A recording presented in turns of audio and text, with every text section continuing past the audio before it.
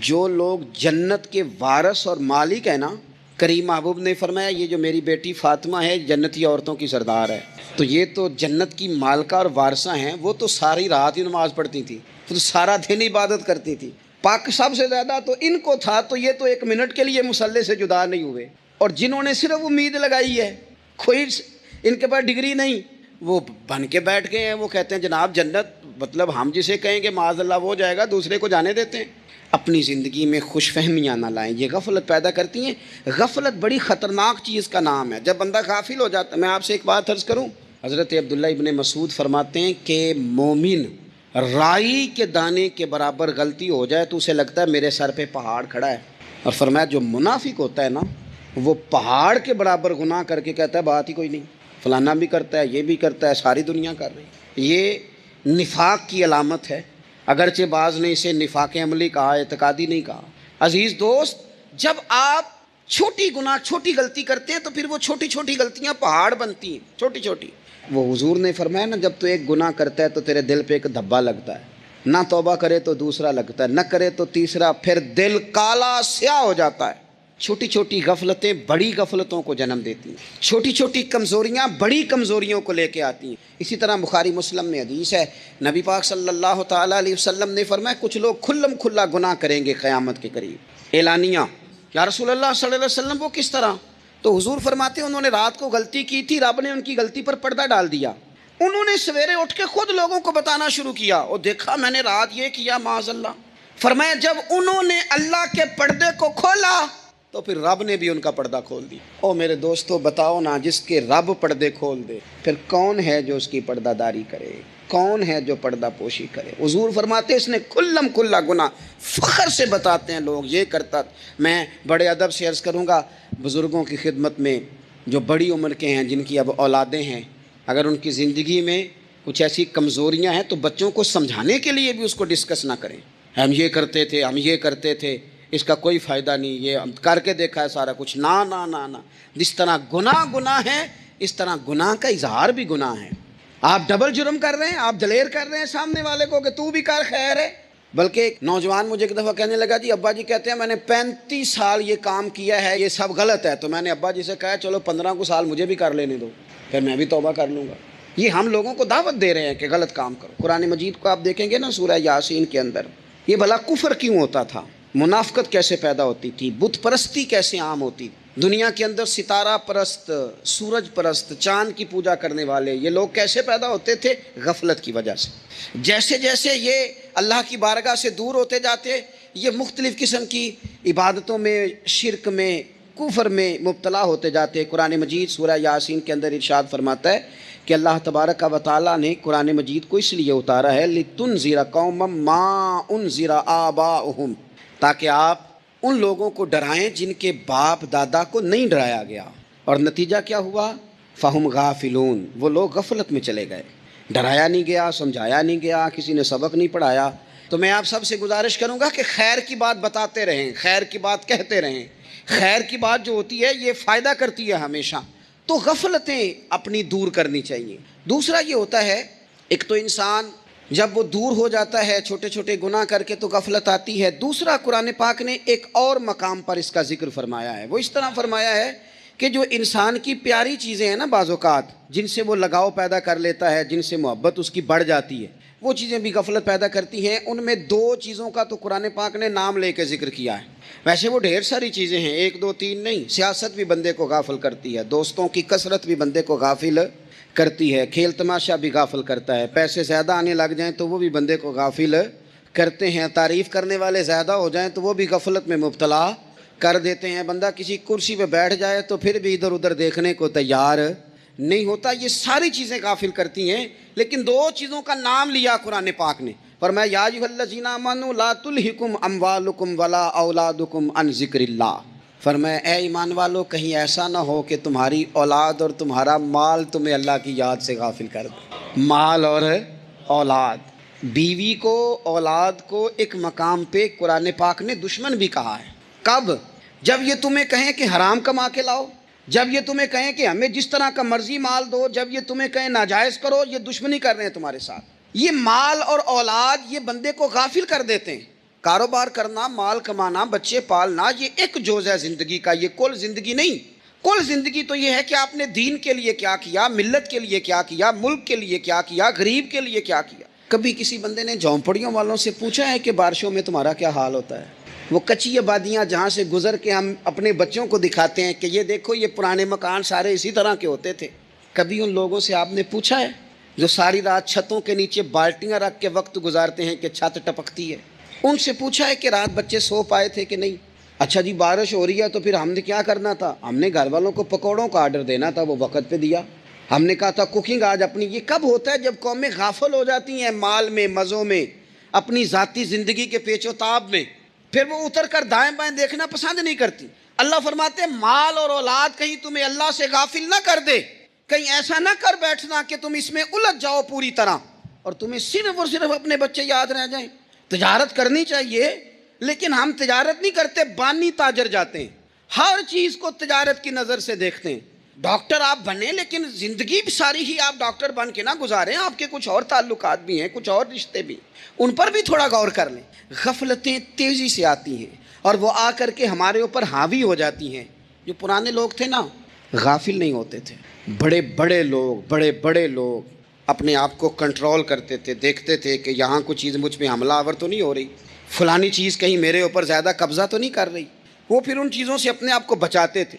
نفسانی خواہشات کا غلبہ یا دوستوں کی تعریفیں یا ادھر ادھر کی چیزیں، وہ اپنے آپ کو تیزی سے اس سے بچاتے۔ اس رستے سے اجتناب کرو جو رستہ غفلت لاتا ہے، جو رستہ تکلیف میں مبتلا کرتا ہے۔ جو دم غافل سو دم کافر، سانو تے مرشدے ہوئی پڑھایا ہو، ہمیں تو یہ سبق دیا گیا۔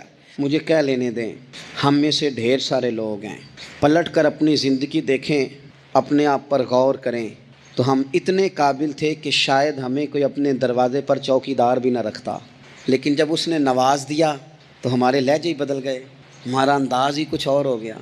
شاید کوئی ہم سے سلام بھی نہ لیتا، لیکن جب اللہ نے نواز دیا تو لفظ اور جملوں کے اندر پھر ہمارے وہ رنگ آ گیا جو نہیں ہونا چاہیے تھا۔ کیوں؟ کہ مال آیا تو غفلت لایا۔ حضرت عمر فاروق کے زمانے میں جب مال آتا تھا تو وہ رویا کرتے تھے، فرماتے تھے یہاں جی آتا ہے وہاں غفلت بھی آتی ہے۔ اپنی زندگی سے غفلت کا پردہ اٹھائیں۔ سو رہے ہیں سارے جاگ جائیں، وقت تیزی سے گزر رہا ہے، بے قابو ہو گیا، ہم سے نہیں سنبھالا جاتا ٹائم، کب دن چڑھتا ہے کچھ پتہ نہیں چلتا، شام ہو جاتی ہے، ڈھیروں کام رہ جاتے ہیں۔ کئی لوگ تھے جن کا ارادہ تھا کہ پرسوں سے میں نے مسجد آنا ہے، میں نے نیک ہو جانا ہے، وہ نہیں آئے، موت ہی آئی۔ حضرت اسرائیل ہی آئے، بڑا پیار کیا فلانے نے، او ہو جی، بڑا ہی رو رہے تھے اس کے بچے۔ پھر کیا قبر پہ بیٹھے رہتے ہیں سارا دن؟ پھر کیا کیا انہوں نے بچوں نے؟ کسی نے کہا میں نے ساتھ جانا ہے؟ نتیجہ کیا نکلا؟ پیار کس بات کا تھا؟ حضرت عبداللہ ابن مبارک کا آخری وقت تھا تو اماں رو رہی، بہن رو رہی، بھائی رو رہے ہیں، بیوی رو رہی، بچے رو رہے ہیں، آخری ٹائم ہے۔ تو اماں سے کہنے لگے روتی کیوں ہو؟ کہنے لگی پتر بیٹے تو اور بھی ہیں پر جس طرح دوائی تو لا کے دیتا تھا کوئی بھی نہیں دیتا۔ فرمانے لگے بہنوں سے اور بھائیوں سے تم کیوں روتے ہو؟ کہنے لگے تو موجود تھا تو ہمیں کوئی ڈر نہیں تھا، ہر مشکل میں تو پہنچ جاتا تھا۔ بچوں کی طرف دیکھ کے کہا تم کیوں روتے ہو؟ وہ کہنے لگے ابا جی ابھی تو ہمارے بیاہ ہونے تھے اور آپ جا رہے ہیں۔ بیوی سے کہا تو وہ کہنے لگی بادشاہی تو تیرے سر پہ تھی، یہ بچے پوچھیں گے مجھے؟ تو حضرت عبداللہ ابن مبارک نے سر سجدے میں رکھا اور کہنے لگے مالک میں سمجھ رہا تھا یہ مجھے رو رہے ہیں، یہ تو اپنی ضرورتوں کو رو رہے ہیں، میرا خیال تھا کہ میرے جانے کا انہیں ڈر لگا ہوا۔ نہ ان سب کو تو اپنا اپنا مسئلہ ہے کہ میرا کیا بنے گا، تو میرا کیا بنے گا، تو میرا کیا بنے گا۔ پھر کھول کے روئے اور سب کی طرف دیکھ کے کہنے لگے او تمہارا تو مسئلہ پیچھے حل ہو ہی جائے گا، اکٹھے بیٹھے ہو، میں سوچ رہا ہوں قبر میں جاؤں گا تو میرا کیا بنے گا۔ رب کی بارگاہ میں حاضر ہونا ہے، سوال جواب ہونے ہیں، حساب دینا ہے۔ وہ مجھ سے کڑے سوالات پوچھے گا تو کتنا لئی تو پاپ کمائے، دس نہ ان کتھے نہیں ہو تیرے کر دے، بلا ان کو تیرے حصے کا حساب۔ میرے عزیز غفلت کی بکل کھول دینی چاہیے، وہ دروازہ بند کریں جہاں سے غفلت آتی ہے۔ خدا را کوئی نہیں، آپ یقین کریں رسمی دعائیں رہ گئی ہیں، رسمی 2 موبائل ہاتھ میں پکڑے ہوتے ہیں، کل کے ٹائم پتر نے 2 موبائل اور 2 موبائل پکڑ کے وہ کہہ رہا ہوتا ہے مولوی صاحب بات دعا 5 منٹ اور لمبی کر دینا، دیگ میں ذرا دیر ہے۔ او تو ادھر بیٹھو، چھوڑ دیگ کو، تیرا تو باپ چلا گیا، رو بیٹھ کے مصلے پہ، مالک سے کہہ اسے معاف کر دے۔ او تو آج ہی افسر بن گیا ہے، تیرے لہجے میں آج ہی کچھ اور آ گیا، تجھے تو 3 دن میں ہی ہر شے بھول گئی، 3 دن میں ہی تو تیسرے دن اس طرح کے لفظ ادا کر رہا ہے کہ جن سے محسوس ہوتا ہے کوئی 2-4 دن بھی کوئی کہیں بیٹھ کے دعا کرتا ہے۔ اپنی غفلت کا دروازہ کھولیں، ورنہ اکثر آنکھیں تب کھلتی ہیں جب آنکھیں بند ہونے کا ٹائم آ جائے۔ ایک بات صرف اپنی زندگی میں طاری کر لیں، اس کو بھولے نہیں کبھی، اپنا حساب خود کریں۔ جس طرح ہم پیسے سارے دوستوں کے ساتھ ساری چیزیں ٹھیک ہیں، لیکن اگر ذاتی پیسے گننے ہوں تو وہ اندر سے لوگ دروازہ بند کر کے اپنے بال بچوں کے ساتھ گنتے ہیں، ان میں لوگوں کی شراکت داری پسند نہیں کرتے، چونکہ ذاتی مسئلہ ہے۔ اور ٹھیک ہے بات، بھائی کسی کا ذاتی مسئلہ ہے، وہ ٹھیک کر رہا ہے جو بھی کر رہا ہے۔ اس طرح جو ہمارے ذاتی معاملات ہیں نا، روحانی معاملات، اپنی نمازوں کا حساب کریں، اپنی گفتگو کا حساب کریں، اپنی سوچوں کا حساب کریں، حلال کھا رہے ہیں حرام کھا رہے ہیں خود حساب کریں، اکیلے بیٹھ کے حساب کریں، جان چھڑائیں تھوڑی دیر موبائل سے، تنہا بیٹھ کے تھوڑی دیر مراقبہ کریں، خدا کی نعمت کتنی ہے، جواب میں شکر ہمارا کتنا، اس کا حساب کریں، اپنا حساب کریں۔ اور حضرت عمر فاروق کا وہ جملہ یاد رکھیں، فرمایا کرتے تھے اپنا حساب کر لو اس سے پہلے کہ تمہارا حساب کیا جائے، یہ نہ ہو کہ پھر رب رسول حساب کریں اور تمہارے لیے مشکل ہو جائے۔ اپنا حساب کریں۔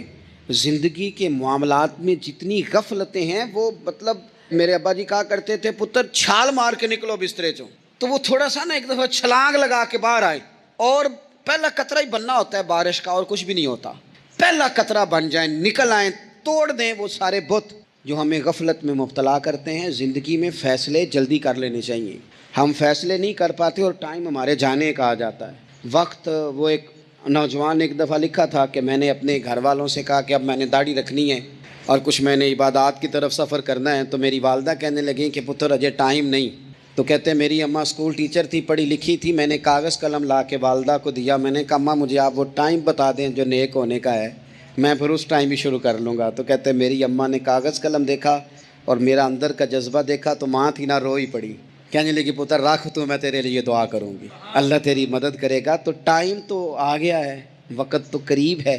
اللہ فرماتے ہیں اقترب للناس حسابهم وهم فی غفلۃ معرضون۔ بس اس آیت کا ترجمہ کبھی نہ بھولنا، رب فرماتا ہے لوگوں کے حساب کا وقت قریب آ گیا ہے اور وہ ابھی بھی غفلت میں منہ پھیرے ہوئے ہیں۔ سیاستہ میں حدیث موجود ہے کہ صحابہ کرام علیہم رضوان فرماتے ہیں کہ ایک جنگ کا موقع تھا، تو وہ رستے بڑے سخت تھے، دشوار گزار گھاٹیاں تھیں، بڑی مشکل سے ہم نے وہ راہیں طے کی، ہمیں لگا کہ اس جہاد پر ہمیں بہت اجر ملے گا، اور پھر ہمارے دلوں میں یہ بھی خیال آتا تھا کہ فلاں فلاں فلاں فلاں تو صحابی آئے نہیں، وہ تو گھر میں رہے۔ اللہ کے محبوب صلی اللہ تعالیٰ علیہ وسلم نے ہمارے ان خیالات کو بھانپا اور کریم فرمانے لگے تمہیں اس جہاد پر بڑا اجر ملے گا، لیکن یاد رکھنا تمہارے کچھ بھائی ہیں جو گھروں میں بیٹھے ہیں، مجبوریوں نے، آزمائشوں نے، پریشانیوں نے، عذر نے انہیں آنے نہیں دیا، جتنا تمہیں صبر کر کے، مشقت جھیل کے، سفر کر کے جہاد کا ثواب ملے گا، اتنا ہی انہیں گھر بیٹھے بیٹھے بھی ثواب ملے گا۔ آئے نہیں۔ یہ کس بندے کا معاملہ ہے؟ جو عذر والا ہے۔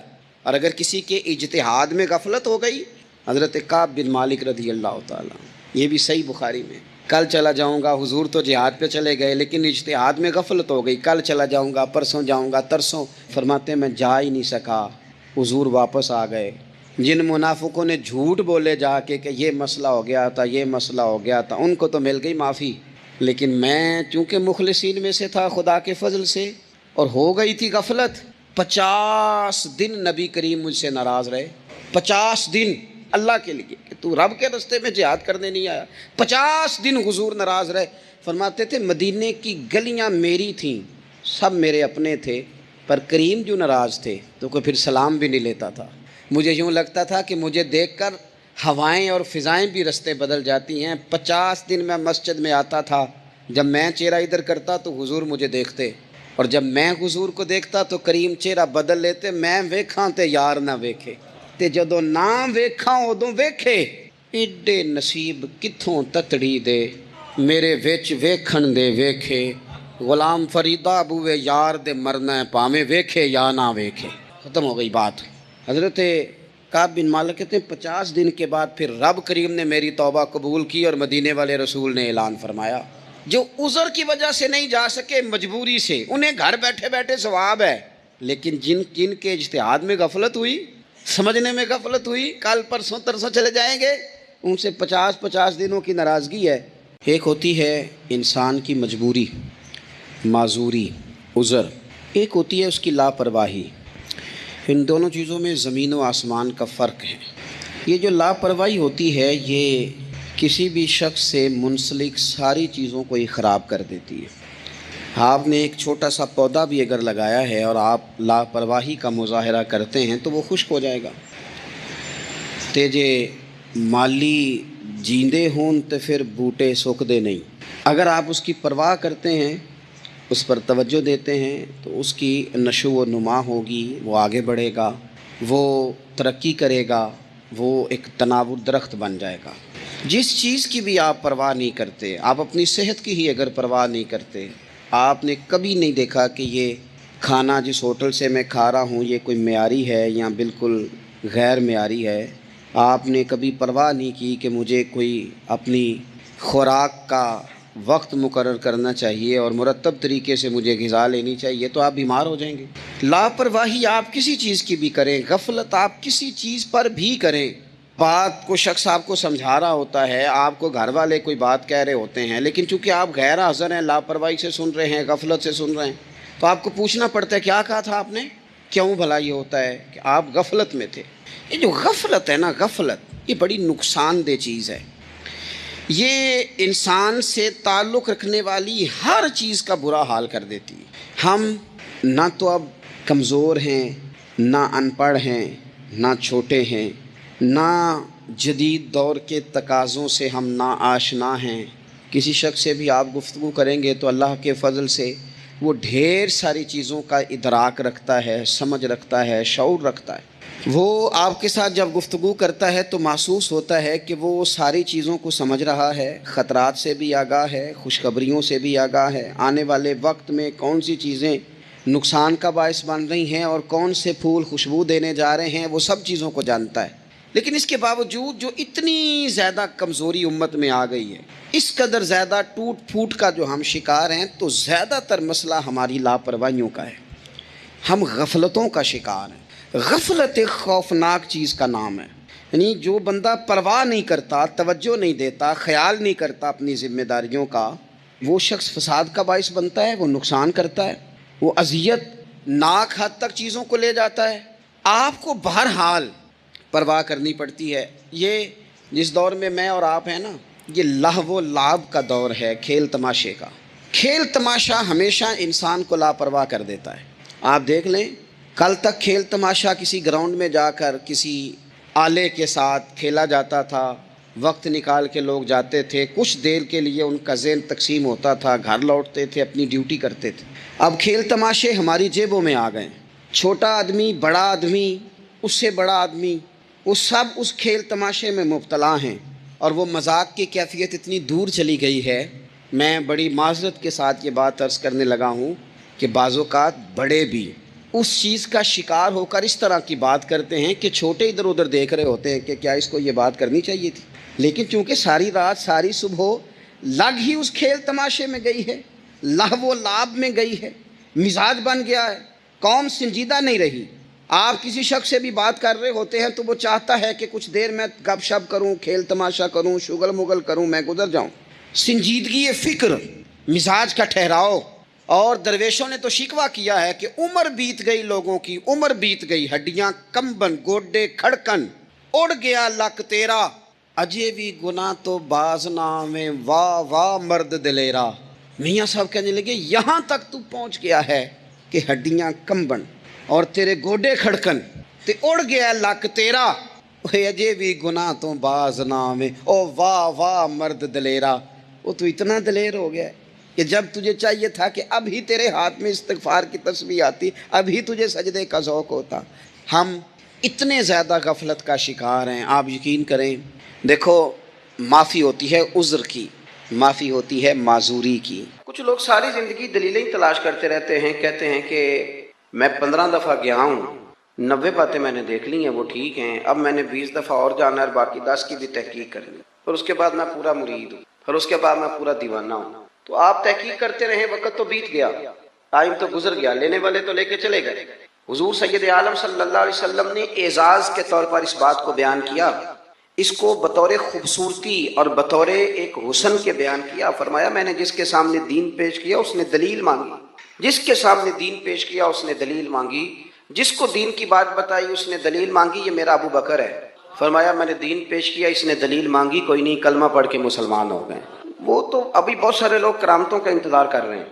ابھی بڑے سارے لوگ ہیں جن کو خواب میں آ کے کسی نے کہنا ہے. ایک سے میں نے کہا داڑھی رکھ لو، تو کہنے لگا ابھی مجھے حکم نہیں ہوا. میں نے کہا چلو اللہ کرے تمہیں کو حکم آ جائے. ہم نے تو ویسے بغیر حکم کے رکھ لی ہے، آپ کو پتہ نہیں اب کون سا الگ سے حکم آنا ہے جو آپ نے اس پر عمل کرنا ہے بغیر دلیل کے.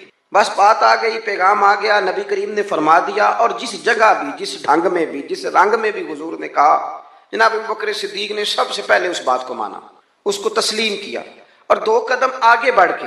کام لولا لنگڑا کرنے سے بھی کام ہو ہی جاتا ہے، اور شوق ذوق سے کرنے سے بھی کام ہو ہی جاتا ہے. لیکن اگر شوق ذوق سے کیا جائے تو چلو ذرا مزہ بھی آ جاتا ہے، ذرا کام کرنے میں سرور بھی آتا ہے. کام ہو ہی جائے گا.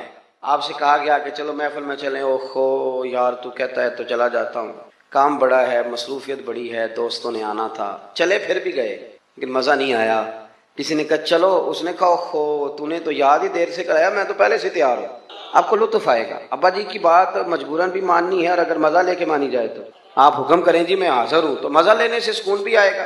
حضرت ابوبکر صدیق لیت اللہ نہیں کرتے تھے. ایک تو بغیر دلیل کے حضور کا حکم مانتے تھے، پھر لیت اللہ نہیں. نبی کریم صلی اللہ علیہ وسلم نے فرمایا تو میرے ساتھ مدینے جائے گا، ہجرت کرنی ہے، تو ایسا نہیں کہ سفر کرنا ہے تو اوہو میرے جوتے رہ گئے میں ابھی بدل کے آیا، ٹھہر جائیں بس میں 2 منٹ چابیاں بھول آیا ہوں میں آیا. اس طرح نہیں.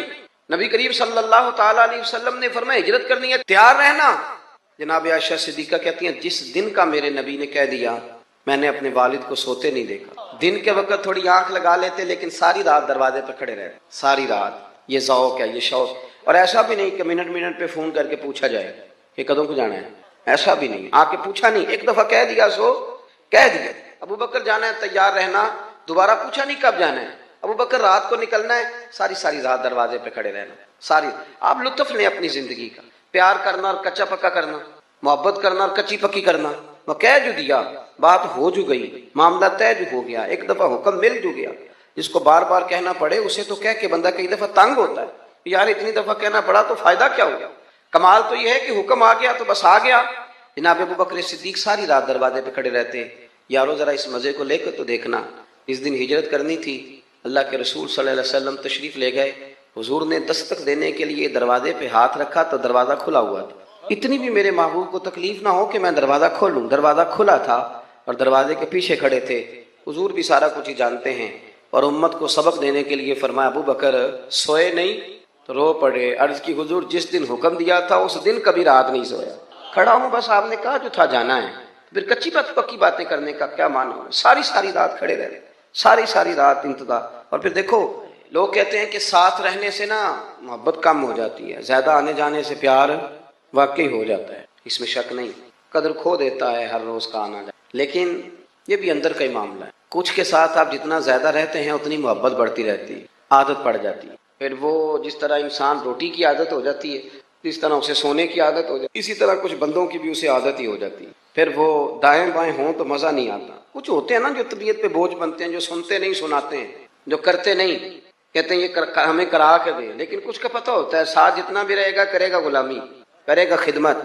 شاہ ولی اللہ صاحب محدث دہلوی نے لکھا ہے کہ نبی کریم صلی اللہ علیہ وسلم نے ایک دن فرمایا، حضرت انس بن مالک بھی تھے، حضور نے فرمایا لوگوں ذرا وقفے سے ملا کرو محبت بڑھتی ہے. ذرا وقفے سے ملا کرو محبت بڑھتی ہے، وقفے سے. تو حضرت ابو بکر صدیق زیادہ تشریحات نہیں پوچھتے تھے، حکم اشارتاً اور کنایتاً بھی ہوتا تو بات کو سمجھ جاتے. وقفے سے ملا کرو. ان کے کان میں بھی بات گئی. 3 نمازوں میں آئے نہیں، آئے تو پیچھے پڑھ کے چلے گئے. ظہر اثر مغرب ہو گئی.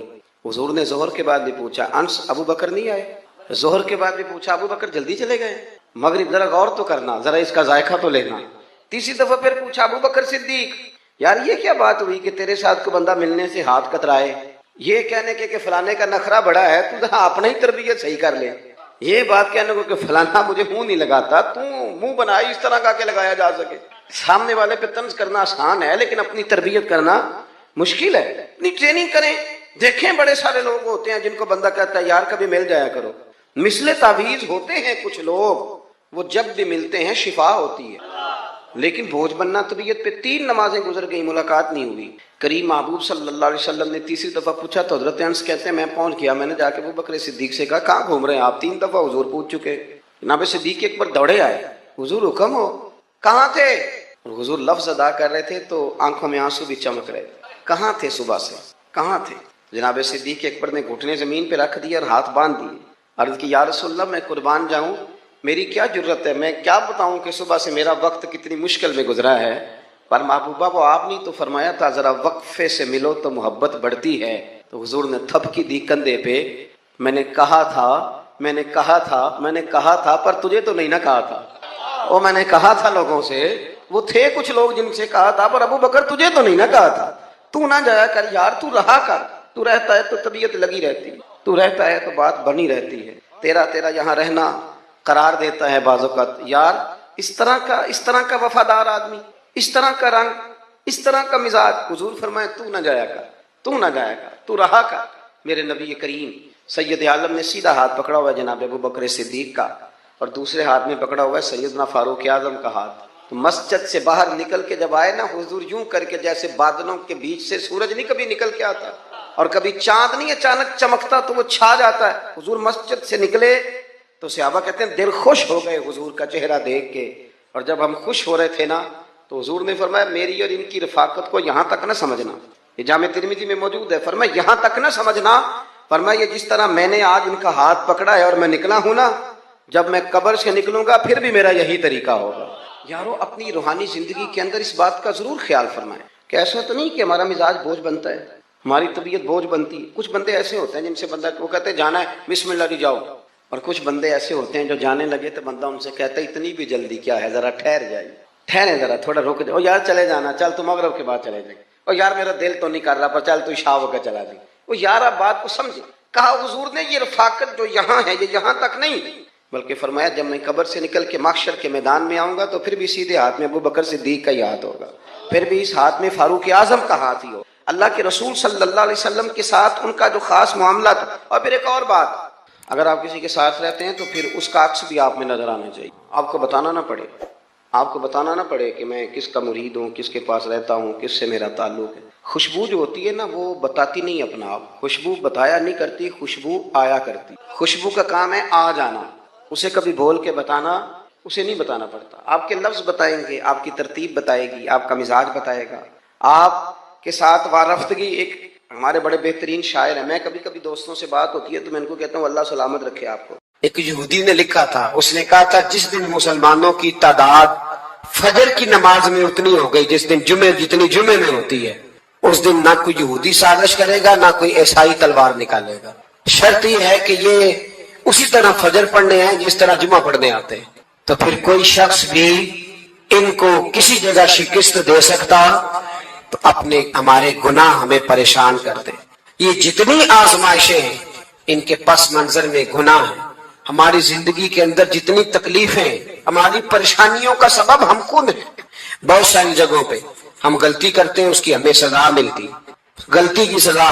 ایک نوجوان نے مجھے بڑی گہری بات سنائی, میرا قریبی تعلق تھا. کہنے لگا گھر میں بڑا مسئلہ ہے, بڑی پریشانی ہے, ماں اور بیوی کا ماحول اتنا سخت ہو گیا ہے کہ نمٹ نہیں سکتا. آپ یقین کریں میں نے ڈیٹیل سے ساری چیز کو اسٹڈی کیا, میرے پاس اتنا وقت نہیں ہوتا, پھر بھی میں نے اس فیملی کو پورا پڑھا تو غلطی نوجوان کی نکلی.